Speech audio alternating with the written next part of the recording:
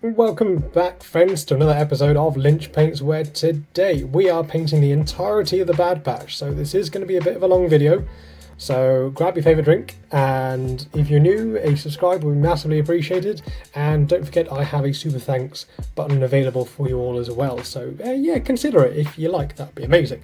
So without further ado, let's grab our paints and paintbrushes and let's dive straight into it. But of course, before we start painting, we're going to need a selection of paints, and this is a lot of paints. It's probably like the most amount that I've used in the video. It feels nearly the entirety of the old painting mat here. So yeah, pause the video, make sure that you are fully aware of all the kind of paints that you're going to be needing today, alongside which we're going to need a fluffy brush, a medium size brush, and a teeny weeny teeny tiny brush for all those teeny tiny places. So we'll start out with giving all the models a nice black acrylic primer, and then what we'll do is that we're going to go over all the models with a dark grey sort of dry brush. So I'm just going to grab this Abaddon Black and the Storm Vermin Fur. I'm going to probably want a 50-50 mix of the two.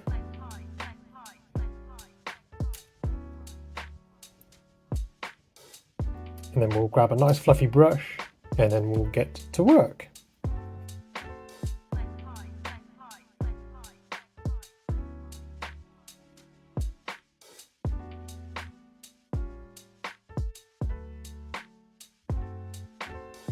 Now I'm going to move on to just using pure Storm and Vermin Fur. And I'm going to do a very, very light dry brush. This will help just to highlight the areas of the armour and just make the area stand out a little bit more.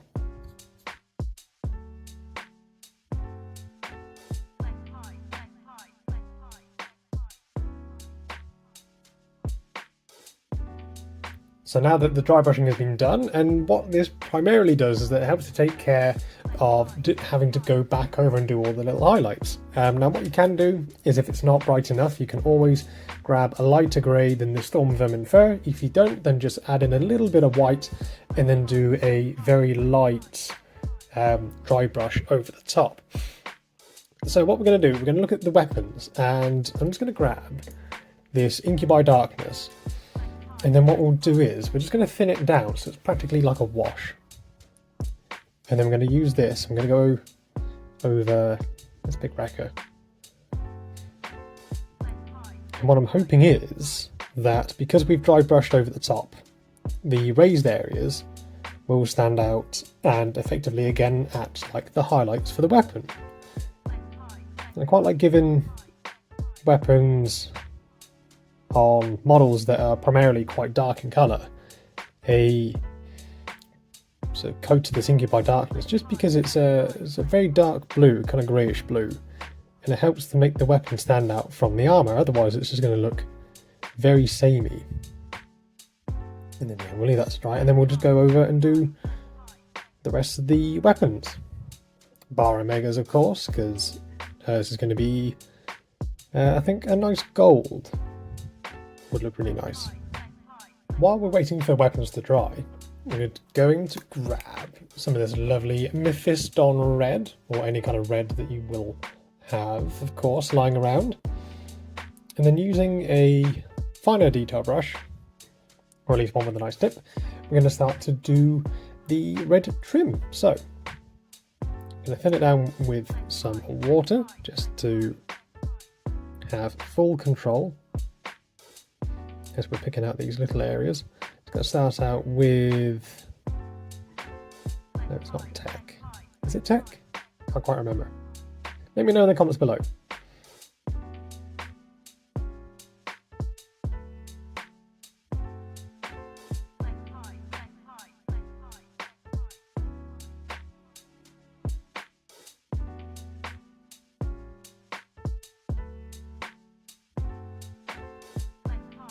Now that the weapons are dried, I'm just going to go back over the top of them and do a little bit of edge highlighting. So I'm going to mix in the Storm Vermin Fur in with a little bit of this Incubi Darkness,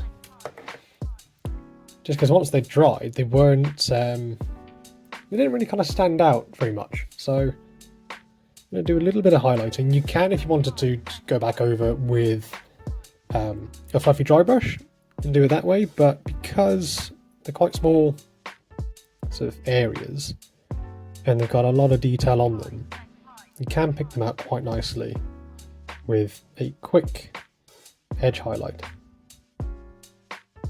Now that we got the weapons out of the way for now, we're going to move on to using some white. So I've got this Corax white. It's a base colour, so with this it tends to dry a little bit thicker, so it's great for going over darker areas. Because if you use some of the Citadel layer paints, they're a little bit thinner, they're a little bit more opaque, I believe is the technical term.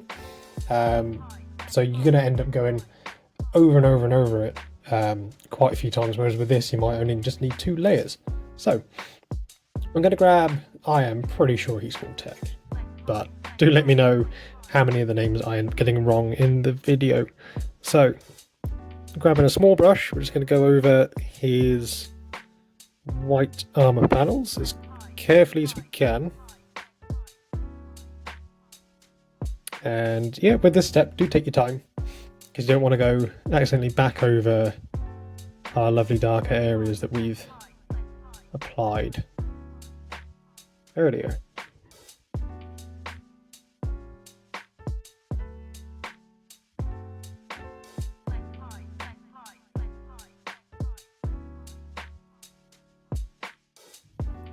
So he's done for now, but we'll give him a contrast wash in just a moment. But first, oh, I've forgotten it's at the boot. So now that his armour has been done for real this time, we'll give it a apothecary white contrast paint over the top, just to make just adds a bit more depth to the white armour. So while we've got the white, we're just going to go over and do the other miniatures, or the other little details. So with Omega, it's pretty much like the middle of a dress, and then we've got like some skulls and other little details about to put on. So I'm just going to go ahead and do that.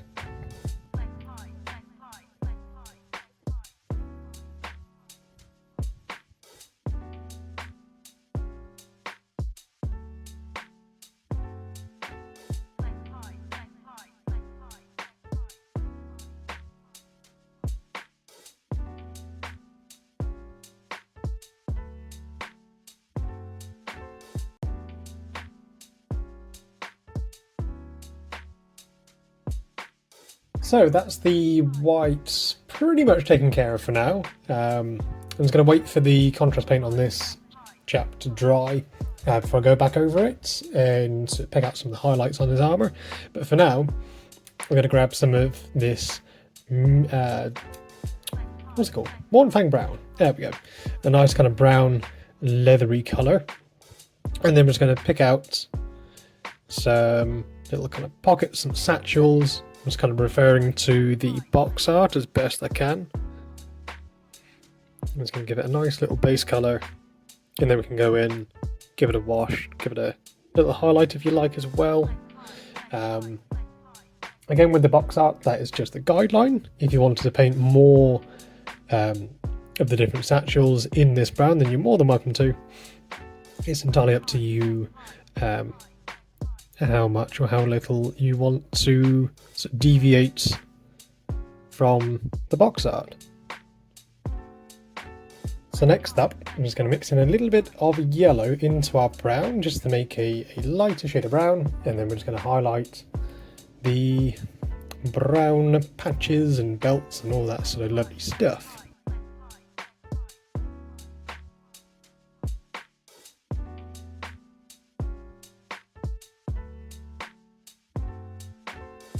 So next we're going to go back over the red areas, and we're going to do, I'm sure his name is Tech. No, or is it Echo?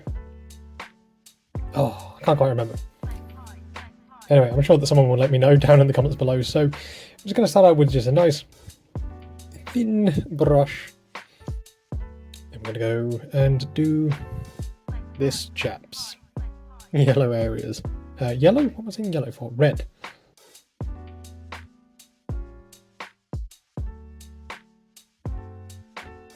So the reason why we're going back over the red areas the second time round is because the first time we went over it and we thinned it down with water just to get a really nice flow, but it also makes it a little bit opaque.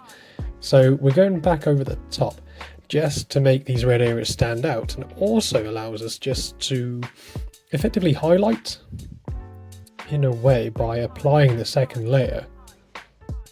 I mean, if you wanted to, you could go back over and mix in a tiny bit of orange, or if you don't have orange, a tiny bit of yellow, just to make it pop a little more, but I think I'm quite happy with just going back over a second time round with the red. It makes it just a little bit deeper as well. So we're going to switch it over to Omega, because of course she is part of the squad too. So I had a little look, and her dress seems to be, there's a bit of a blue hue to it. So I'm going to grab this Incubi Darkness, and I've thinned it down with a little bit of water, and then we're just going to go in and do the majority of her dress.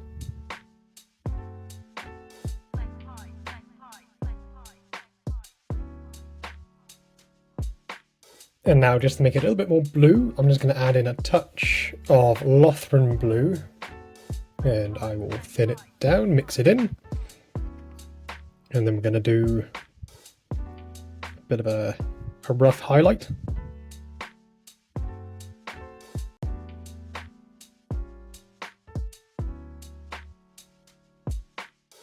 And then finally for highlights, we're just going to add in more of the Lothran blue into our mixture.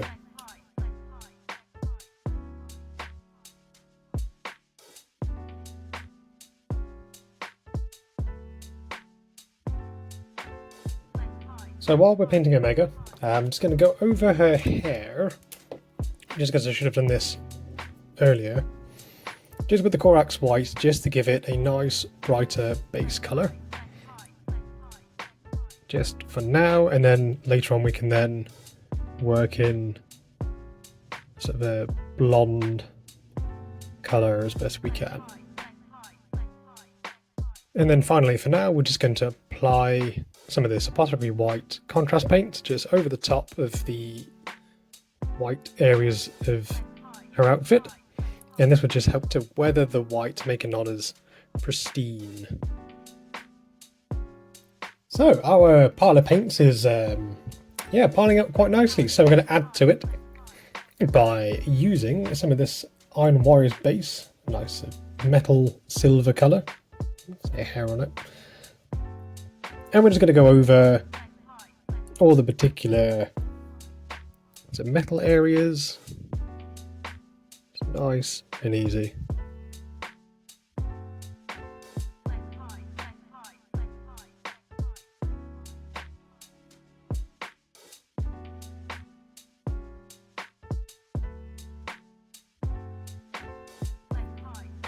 Just to make some of those metallic areas pop, we're just going to add a little bit of this lovely Greynite steel. You can always just use a brighter silver like chainmail or that sort of thing, but I just quite like using this one instead. And with this, we're just simply just going to run it across the edges and use it as a bit of a highlighting tool. So the paints were getting a little bit cluttered and taking up a bit of room, so I just kind of pushed them off to the back over there. We're going to go and return over to Omega, and I'm just going to grab this Kisvel flesh. We're going to start to do her face. So thin this down with some water already, so my brush is nice and wet, so we get as much control as we can. So the first layer is going to look a bit rubbish, gotta be honest. We're also going to mix in a little bit of Gene Sealer Purple, just to make it look more realistic. Now it's going to look quite dark at first, just because we're applying quite a nice bright colour onto a darker area, and we thinned it down. But it will take a couple of coats, but the first one will be fine just to slap it on like so. It's best to wait for the paint to completely dry before you do the next layer, just because it's going to reduce the likelihood of your previous layers getting very claggy. So it's pretty much dry, so we're going to go over and do another layer. Forgot to do a neck last time, so just going to blob a little bit in there. Some kits you think maybe I should sub-assemble, and I think this model in particular is one that you would probably want to consider, because this bow is a little bit intrusive to get the kind of detail that I want to try and achieve on the face, but it's going to be a nice challenge. So I've grabbed one of my smaller brushes for this next few steps. So we're going to take a blob of this Kisvel flesh, and we're then going to add, because the skin's quite tanned, some of this squig orange into it. This will darken it down, but then what we can do is we can just add in a little bit of this white scar just to brighten it back up again. Just going to thin it down. Might need a bit more of this white, and just play around with the colours. Just kind of play around on the palette or an old base of whatever you choose, and get the sort of shade that you're most happy with. Almost looks like on the box art there's some yellow in the tone, so let's add a bit of yellow as well. See how that looks. Yellow was a bad idea. I'm getting the Simpsons vibes.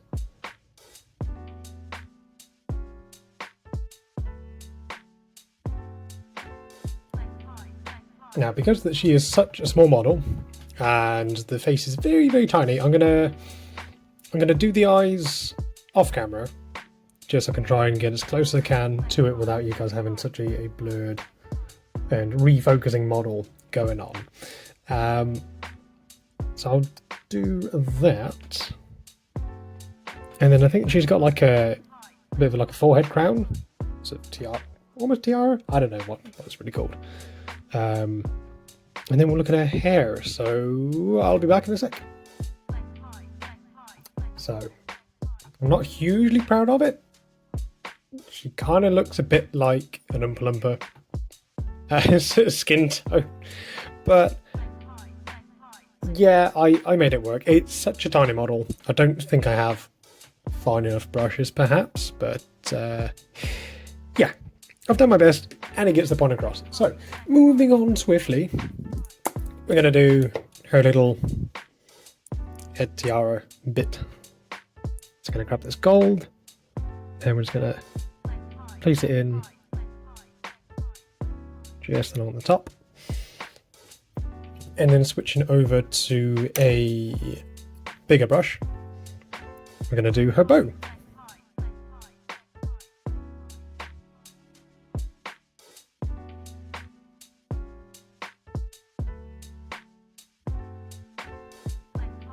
And while the gold is drying, we're just going to grab our Corax white and we're just going to do the energy string?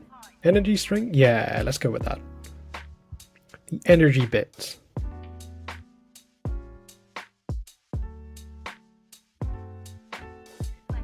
And because we want the white to pop underneath, we're just going to grab some of this white scar, which is a whiter white, and we're just going to line it up around the middles.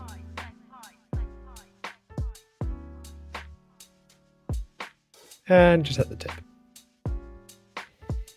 Now, just to make the bow a little less bright and shiny, you can apply a brown wash over the top. I've just mixed up a little bit of brown and some black and really watered it down.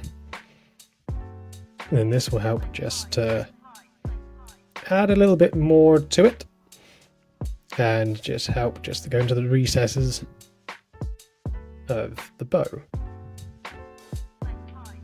Now, while all of that is drying, I'm going to go over her hair. So, blonde is quite tricky to do. Either comes out too yellow or it's too white. So, I'm going to play around a little bit here. So, I'll grab this Screaming Skull and I'm going to add in a touch of yellow. Just a tad. And does look a little bit darker than that on the box art. So we're going to pinch some of this dark brown wash that we've had before just to deepen it. A bit more of that Screaming Skull. And yeah, I'm just going to apply it on, see how it looks. And then once you're happy with it, then you can just go back over, highlight the raised areas of the hair. And you'll be good to go. So while the hair is drying, we're just going to go over the energy bits. We're going to take our purple from before, water it down, and we are going to glaze. It's going to kind of go from about a quarter of the way up. I'm just going to bring it back towards the edges.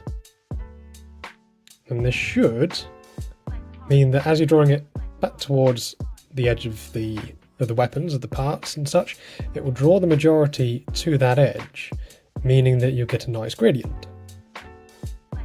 And if it doesn't blend too well, then what you can always do is then go back over with some white and just re-blend it back in again. And then just to intensify that purple, I'm just going to use some of this darker purple, and we're going to go into the very edges. And this should just help to build the contrast up and to really make it stand out. So now the hair is dry, we're just going to mix in a little bit of the Screaming Skull and the white, just so it's not a pure white. And we are going to highlight the hair. So because it's a nice raised areas even, we can just use the edge of the brush, and that should just catch the raised hair.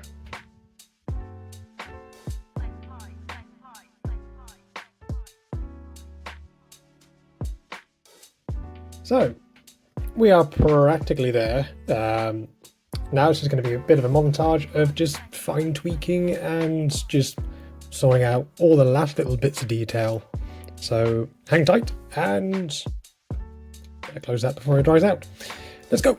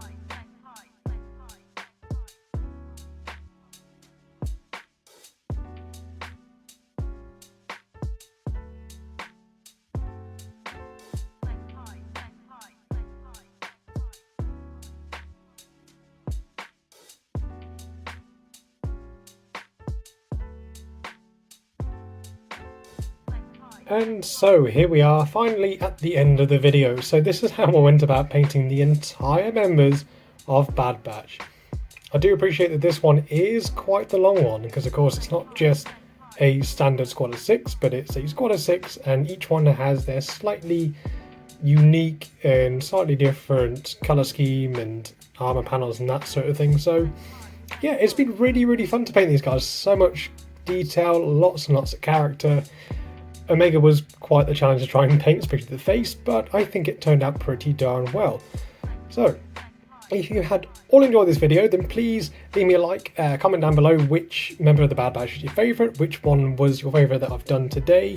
Do let me know which members that I messed up. I'm pretty sure it's Echo, and I kept saying Tech, but yeah, let me know down in the comments below. And if you really did enjoy this video, then don't forget to leave a super thanks down below, because that's now a thing, which is fantastic. So yeah, that would be amazing. And there'll be stills and reels of these miniatures over at my Instagram page at Lynch Paints, so you want to check me out over there as well. And if you wanted to pick up the Bad Batch for yourselves, then check out my affiliate link for Wayland Games down in the description below.